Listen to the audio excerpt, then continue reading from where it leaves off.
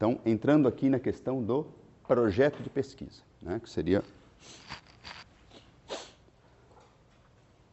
Então, tudo isso que a gente viu, seja o fichamento, a resenha, o ensaio bibliográfico, né, o artigo, a dissertação, tudo isso pode te adensar, né, em final de curso, né, no final do curso de graduação, ou mesmo durante o curso de graduação, né, tendo em vista que vocês, muitos já podem fazer iniciação científica. Quer dizer, a iniciação científica hoje, né, não é mais um animal raro, né, que de vez em quando você vê pelos corredores, né, como na minha época de graduação. Né.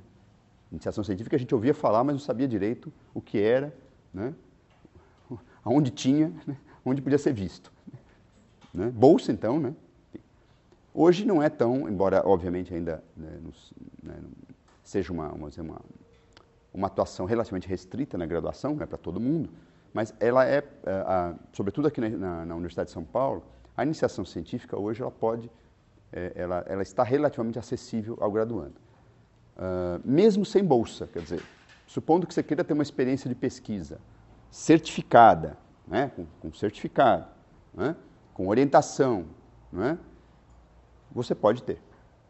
Existe uma modalidade, que é a iniciação científica sem bolsa, que é uma modalidade de iniciação científica oficial da universidade. Né? E também a iniciação científica com bolsa.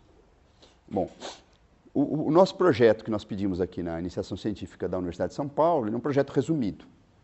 Né? Um projeto geralmente de 4 páginas, né? Mais uma carta de intenções, né? Ampliada. Mas, por exemplo, o projeto que a FAPESP pede nessa iniciação científica é quase um mestrado, é quase um projeto de mestrado. Né? 15 páginas, dentro daquela estrutura, né, clássica de projeto. Tá? Então, elaborar um projeto de pesquisa hoje não é um luxo da pessoa que vai fazer pós-graduação. É uma das vertentes que a gente pratica na própria graduação. Então, o que é um projeto de pesquisa? Antes de falar propriamente da estrutura de um projeto de pesquisa, eu queria falar do momento anterior, do momento pré-textual deste gênero, que é elaborando, né, como elaborar um projeto de pesquisa. Obviamente, por mais que tenha um caráter de autoajuda aqui o curso, né, o objetivo não é esse, né? Não é autoajuda, cada um vai desenvolver seu caminho. Né? Quer dizer, aqui é só um protocolo básico que a gente dá para que se estruture uma forma de escrita mais ou menos padronizada, mas sem querer em nenhum momento matar a criatividade de vocês, a experiência pessoal que vocês vão ter, o estilo pessoal. Né? Isso é insubstituível. O que a gente procura fazer no curso é desenvolver alguns protocolos que muitas vezes estão confusos na cabeça do graduando. Né? E eu diria até do pós-graduando, porque, enfim, há muitos anos eu sou parecerista, né? Enfim, é comum pegarmos projetos de pesquisa,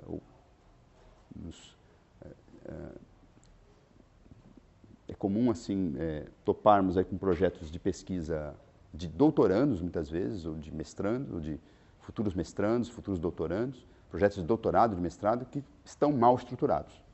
Né? Então, projeto não é projeto, é artigo. Né? Comum isso, né? Não é um projeto, é um artigo científico. Então, a pessoa já faz uma análise, ela tem quase a tese pronta ali. Né? Só que, ao mesmo tempo, aquilo não é uma tese ainda. Então, resultado, é muito comum, então, nesse tipo de projeto que está mal estruturado, muitos flancos, né, serem abertos, né, para críticas, e às vezes são desnecessários para um projeto.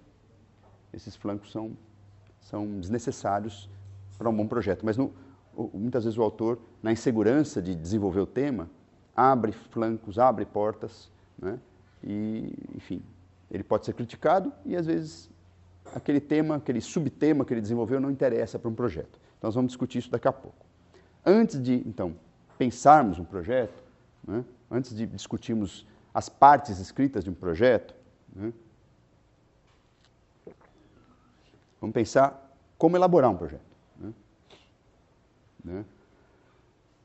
Bom, primeira coisa básica, né? Definir o tema de pesquisa. Né? Projeto de pesquisa. Né? Então, precisa ter um tema de pesquisa. Né? E a definição do tema de pesquisa, ela se articula, né, quase que imediatamente, aqui eu estou separando para fins para fins didáticos, vamos dizer assim, ela se articula à definição do objeto de pesquisa. Tema ainda não é objeto. Né? Um tema de pesquisa é um recorte amplo, né, do que você quer pesquisar. O objeto, tá, ele já, repito, ele contém um recorte mais específico e uma problemática embutida. Essa é a diferença. É muito comum, acho que muitos daqui já passaram por isso, né? Você chega lá para o orientador na iniciação científica e fala, eu gosto de história do Brasil republicano. Uhum. E aí? Eu quero estudar regime militar. Uhum. Não tem objeto, tem um tema. Um tema amplo. Ah, tá, então tá bom. Então eu gosto de cultura no regime militar. Eu quero pesquisar. Uhum. Né? E aí? Ainda não tem objeto. Ah, tá. Então dentro da cultura, eu quero estudar música no regime militar. Uhum. Ainda não temos objeto, né? Percebe? Ó, a gente já recortou. Ó, saiu da história do Brasil republicano, regime militar, cultura, música, mas o objeto até agora não apareceu, né? Por quê? Como é que você vai fazer uma pesquisa de iniciação, ou um mestrado, ou um doutorado, sobre música no regime militar? Percebe que não tem uma questão, não tem um problema, não tem uma periodização, que é muito importante em história, né? Ah, periodização é regime militar, sim, mas você vai pesquisar 20 anos no mestrado? 21, né, se a gente for mais rigoroso, né? E aí? Ainda não temos, né? Então, tá, então, legal, vou pesquisar Chico Buarque e a censura. Uhum. Já começa a aparecer um objeto, mas e aí? Será que alguém já não pesquisou isso? Né? Às vezes, sei lá, né, o estudante perde a noite inteira acordado lá, chega com né, tem uma ideia brilhante, vai falar com o orientador, aí das duas uma. Se o orientador não entender nada do assunto, acontece, né? Legal, bacana, Chico Buarque e a ditadura. Né? Agora, se o orientador entender um pouquinho do assunto e falar, olha, isso já foi pesquisado, o que você quer deste recorte específico? Aí, bom, aí o estudante vai perder mais noites de sono para definir. Né? Dentro dessa relação específica, Chico Buarque, durante o regime militar, censura, o que ele quer? Né? Bom, para descobrir o que ele quer deste recorte específico, ele tem que fazer uma prospecção sobre a viabilidade e uma primeira aproximação. Ele tem que ver se isso é viável, se esse tema, se esse recorte é viável, e se, portanto, já não foi estudado à exaustão, e se ele tem condições de falar alguma coisa minimamente nova. Veja, o que eu falo minimamente novo, por quê? Porque na iniciação científica você não precisa ser original. No mestrado também você não precisa fazer uma pesquisa original. Não é? No doutorado você já precisa. Então, dependendo aí do teu, né, do nível que você está, para o qual você está desenvolvendo o projeto, você precisa ter um recorte mais original ou menos original. Supondo que seja uma iniciação científica, não é? Chico, vou pegar aqui o exemplo, né? Tá circulando aí, voltando a circular nas redes sociais, né? O nosso grande Chico Buarque. Então, vou pegar o exemplo. Chico Buarque e a censura. Tá, então eu tenho que ver se alguém pesquisou o quê, que fase da carreira dele. Aí, de repente, eu descubro que estou lá fazendo uma prospecção. O que é prospecção? Você vai lá, né? Qualquer lugar na internet, mas de preferência um site respeitável, né? Um site de levantamento bibliográfico, que seja legitimado pela área, pela tua área de pesquisa, não é? E vai lá e põe lá. E aparecem coisas. Você vai, opa, estou vendo, você não leu o artigo ainda, mas você já sabe que todo mundo pesquisa Chico Buarque e censura durante os anos de chumbo, durante o período mais duro do regime, ou nos anos 70. Então você fala, puxa, mas então não tem nenhum trabalho para os anos 60 e poucos para os anos 80 na carreira do Chico Buarque durante a ditadura. Né? Lembrando que a ditadura começa em 64 e vai até 85. Né? Convenção aí básica, né, de quanto durou a ditadura. Então você fala, opa, eu vou pesquisar então, estou vendo que tem pouquíssima coisa, eu vou nisso aqui. Eu vou pesquisar a censura, a Chico, se houve ou não houve, nos anos 80. Porque eu percebi, num primeiro levantamento de 15 minutos, que quase não tem nada sobre esta época. Estou viajando aqui, tá? Não sei se... Não fiz levantamento para saber se... Tá? Então você já chegou num objeto. Percebem? Estou dando um exemplo na área de história, mas acho que tentem, na cabeça de vocês, perceber outros exemplos, outros interesses de pesquisa que vocês tiveram, mas ainda não constituíram um objeto. Né? Vou estudar um determinado autor clássico da literatura brasileira, vou estudar um autor ou um sistema, né, da filosofia, vou estudar um tema de antropologia, de sociologia, né? É um tema ou já é um recorte? Tá? Então, essa é a primeira montagem. Para chegar, às vezes, do gosto por um tema maior, né, até um recorte específico de pesquisa, né, tem uma pequena trajetória que vocês têm que pensar. Eu tenho uma leve dificuldade em, tipo, até que ponto eu tenho que pegar um tema que não foi tão discutido, que seja algo relativamente menos discutido, enfim, e até que ponto eu tenho que pesar também pelo lado de não ter bibliografia de consulta e tudo mais. Esse é o que eu falo da prospecção sobre a viabilidade. É a viabilidade. Quando você fala, o tema é viável, por que a gente até brinca, né, quando está orientando, começando a orientação, né, fala, puxa, ninguém pesquisou esse tema, então eu quero pesquisar. Se ninguém pesquisou, atenção, porque ou simplesmente o tema não é relevante, acontece, né? A gente gosta de coisas que não têm a mínima importância para o debate. Né? Ou o tema tem uma grande dificuldade, no caso de história, de, por exemplo, levantamento de fontes primárias. Ou o tema apresenta um grau de complexidade tão grande que não cabe numa iniciação, não cabe no mestrado e às vezes não cabe nem no doutorado. Então, é aquilo que a gente ouve falar muito, mas nunca pensa, é viabilidade. E não é viabilidade porque assim, não tem nada. Entendeu? É uma justificativa. Se não tem nada, vamos tentar, né, ver se é possível pesquisar. E o possível aí entra o grau de adensamento, de volume de bibliografia anterior, o acesso a fontes e dados, né, dentro daquela realidade de pesquisa que você está propondo, tá? Porque às vezes uma iniciação dura 1 ano, mestrado né, hoje duram 2 anos. Puxa, eu quero pesquisar a recepção, né, dos filmes brasileiros nos anos 60. Né? Mas não a crítica, eu não quero pesquisar a crítica, eu quero ver como é que o espectador comum de cinema percebeu esses filmes. Foi um lindo tema, né? Supondo que seja uma iniciação científica. Primeiro, você tem que achar quem assistiu o filme. E no caso de filme brasileiro, não é uma coisa assim que você... Não é o Tubarão, né? Que você, né, enfim, Guerra nas Estrelas, você fala, ó, e aí? Quem viu, né? Levanta um monte. Não, filme brasileiro, pouquíssima gente viu. Então você já tem que mapear quem. É do teu círculo de conhecimento, você tem que fazer um anúncio no jornal para ver quem viu o filme. Né? Então, percebe? O tema é lindo, mas apresenta um grau de dificuldade. Você tem que ir para a história oral, tem que entrevistar essas pessoas, marcar com elas. Né? Ter um roteiro de pesquisa, de entrevista, que deixe bem claro o que é memória. Né? E sempre é memória, né? História oral sempre vai ter um viés de memória.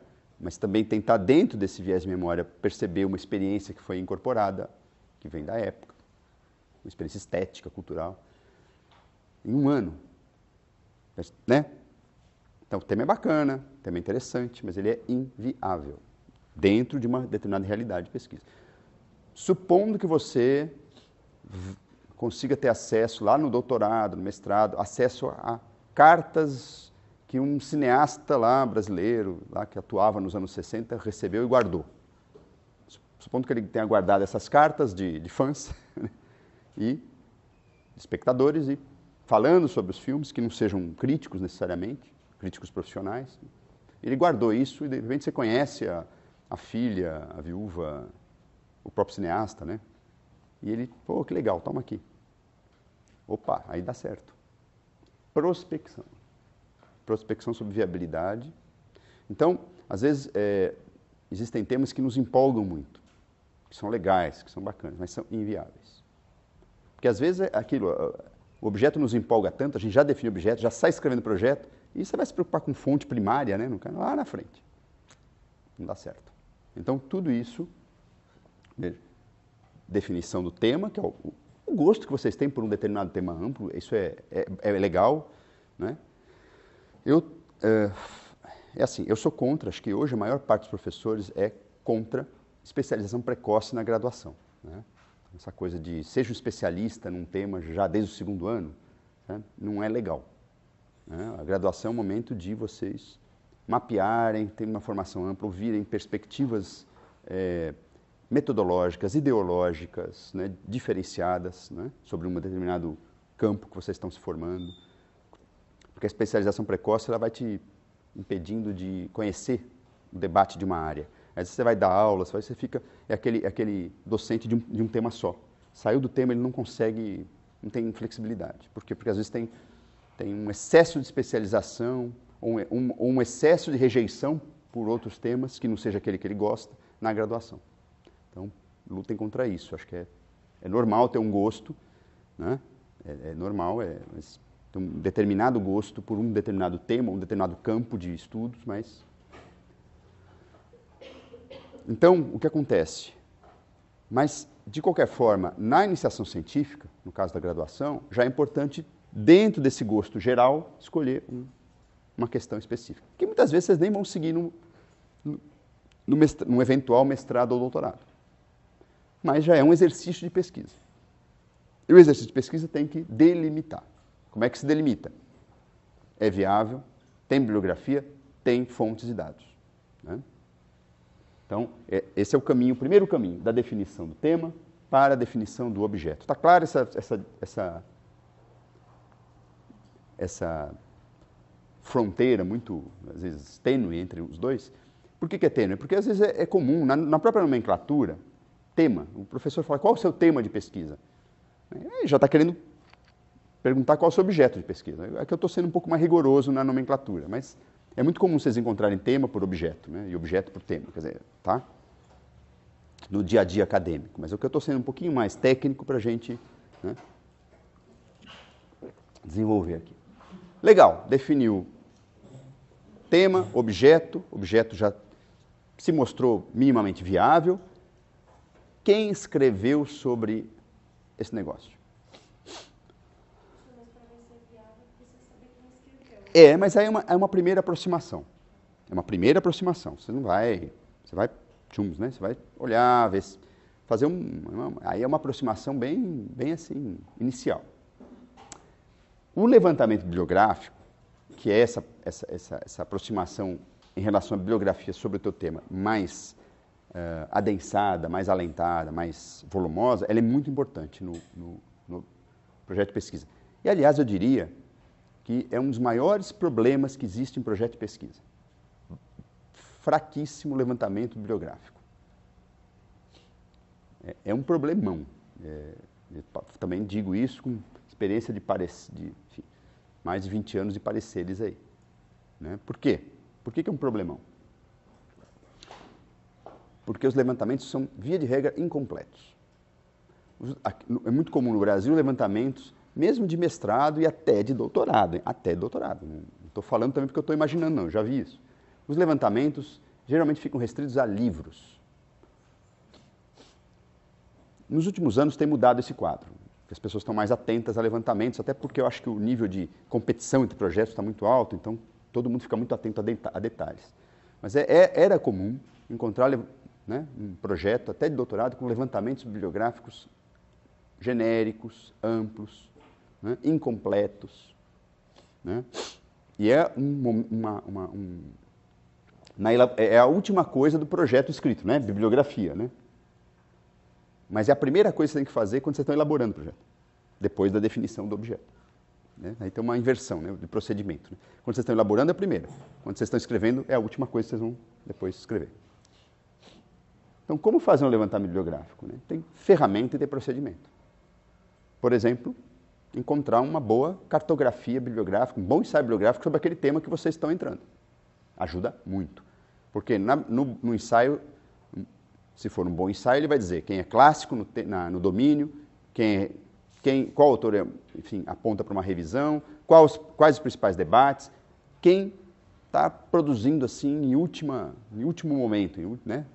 Assim, Quem que começou a produzir há pouco tempo e que está interferindo no debate. Né? Então, um bom levantamento bibliográfico tem que exatamente dar conta disso. Os clássicos do tema, as principais revisões já estabelecidas, né? Os principais recortes e as últimas produções, sobretudo dentro daquele teu tema específico. Tá? Ferramentas para um levantamento bibliográfico. Bom, aí, hoje, é relativamente fácil, porque a internet está aí. As principais ferramentas que temos, né, aqui no próprio sistema de busca das bibliotecas da USP, por exemplo. Né? Portal de periódicos da CAPES. Sistema de busca, Dédalus, enfim, outros, né? Sistemas de busca aqui da USP, das bibliotecas da USP. Né? E o propaganda, fazer o quê, né? Google Scholar, Google Acadêmico, que também é uma boa ferramenta de busca para a nossa área. Né? Depois vou pedir um troquinho para o Google, né? Tá? É uma boa ferramenta de busca. Né? Porque você põe ali um tema específico, e aparece muita coisa, e aparece quem citou. Então você, além do trabalho mais clássico, que é o que aparece às vezes de primeiro, tem lá, citado por 50. Você tecla ali e aparece um monte de gente. Hã? Não, então, aí é aquilo, né? Eu vou desistir, né? Né? Não, é ótimo, porque vocês não vão ter que ler naquele momento. Levantamento bibliográfico, levantamento bibliográfico. É prospecção. Qual que é o grande problema dos projetos? As pessoas confundem bibliografia do projeto, que é levantamento bibliográfico, com a bibliografia lida para o projeto. São duas coisas diferentes. Você tem que ler alguma coisa, obviamente, senão o projeto fica ralo, né? Mas você não vai precisar ler tudo que você prospectou. Tá claro? Então, ó, na dúvida, coloca tudo ali. Eu não sei hoje como é que está a política da FAPESP, mas a FAPESP até eles põem lá 20 páginas, incluindo bibliografia. Mas se você passar 2 páginas, não conta para ninguém, tá? Mas né, não vai acontecer nada, tá? Agora, é claro, se você fizer 15 páginas de bibliografia, além aí o parecerista lá, né, a diretoria técnica pode reclamar, né? Pode cortar seu projeto por não se adequar, né? Hoje, né? Espirrou, corta o projeto, né? Sabe como é que é? Então, atenção nesse aspecto. É melhor pecar pelo excesso. Tem a ver com o tema, tem a ver com o objeto? Anota aquilo, né? Faz uma lista, dá uma lida geral no resumo. É isso, você não vai ler tudo que você está achando, porque senão você fica simplesmente doido. Né? A internet é um mundo, né, que vai uma coisa jogando para outra. É download, né? O mundo do download. Aí, né? Excesso de download significa que você não está conseguindo sintetizar nada. Né? Então, calma nessa hora. Usar as ferramentas disponíveis, né? Ter procedimentos. O que significa procedimento de levantamento bibliográfico? Bom, eu tenho mais ou menos os autores que eu já sei que tem que estar no meu projeto. Eu sei mais ou menos quem apontou para revisão. Então, esses caras estão lá, já sei. Né? Quais os novos? Puxa, mas como é que eu vou saber disso? Entra ali, lê o primeiro parágrafo. Lê o resumo do artigo. Demora um pouco para fazer isso, sobretudo quando a gente está começando a montar bibliografias. O que eu quero dizer é o seguinte, depende da experiência, você faz isso em 2 dias. Né? Quando você já tem alguma janelinha aí na pesquisa. Quando você não tem, você vai demorar uma semana, 10 dias, 15 dias, um mês, pouco importa, mas façam isso. Tá? Pesquisa, anotem. Isso é importante por quê? Porque você está montando aquele tema que você acha que é originalíssimo, aí você está lá na internet, lá na Deep Web, né? E encontra uma tese exatamente sobre aquele recorte que você quer fazer. Né? Então, não corte os pulsos, né? Fique calma, né? Mas você não vai poder fazer, né, aquele trabalho.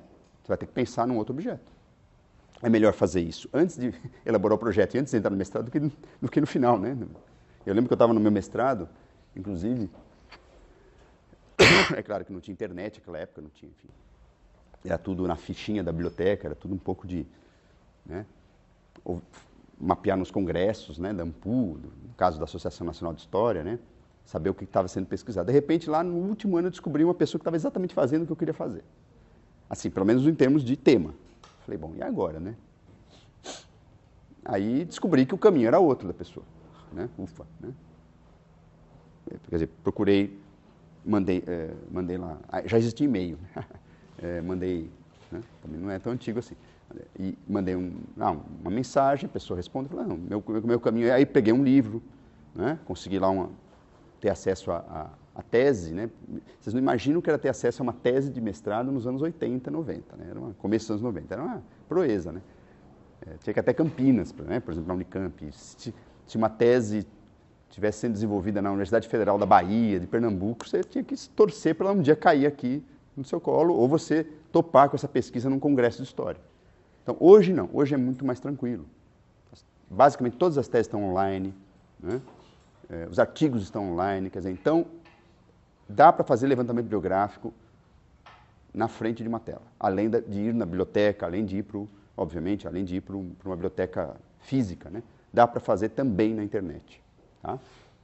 Hoje em dia os projetos mudaram muito, eu vou falar um pouquinho das partes do projeto, porque antes até os anos 90, começo dos anos 90, tinha uma parte lá que era revisão bibliográfica. Né? Hoje a sugestão, pelo menos em história, é um pouco diferente da divisão, mas o espírito é o mesmo, fazer a revisão bibliográfica. Né? E a revisão bibliográfica é fundamental, não é assim, um conjunto de fichamentos, tá? Vocês vão treinar muito fichamento aqui, que é a base da revisão bibliográfica.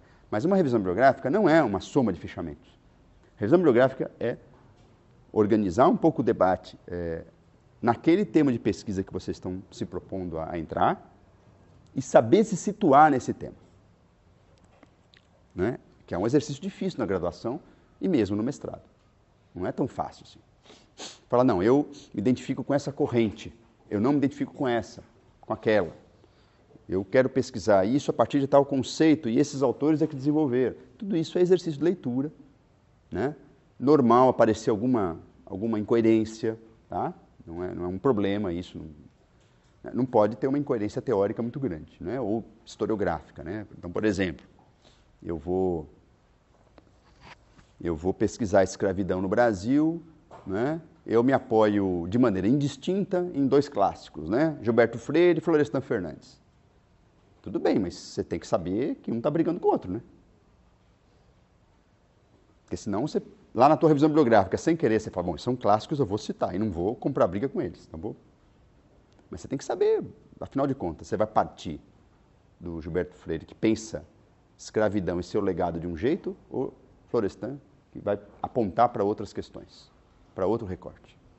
Veja, a questão dos clássicos é importante nesse sentido, porque os clássicos, por que são clássicos? Porque são textos de muita influência na área e que estabelecem formas de pensar aquele tema de maneira, às vezes, completamente diferente. Por isso são clássicos. Veja, não se trata aí de dizer, é fraco, é melhor, é ruim, isso aqui não presta, não é isso. Mas é saber por onde vocês vão, por onde vocês querem ir. Né? É claro que aí a orientação ajuda. Nesse momento a orientação é importante. Né? A orientação de um projeto de iniciação de mestrado, doutorado, ela tem que um pouco ajudar a limpar um pouco essa selva de ideias e debates, né? Encontrar uma trilha ali, né? Estabelecida essa trilha, vamos nessa, vamos embora, ok?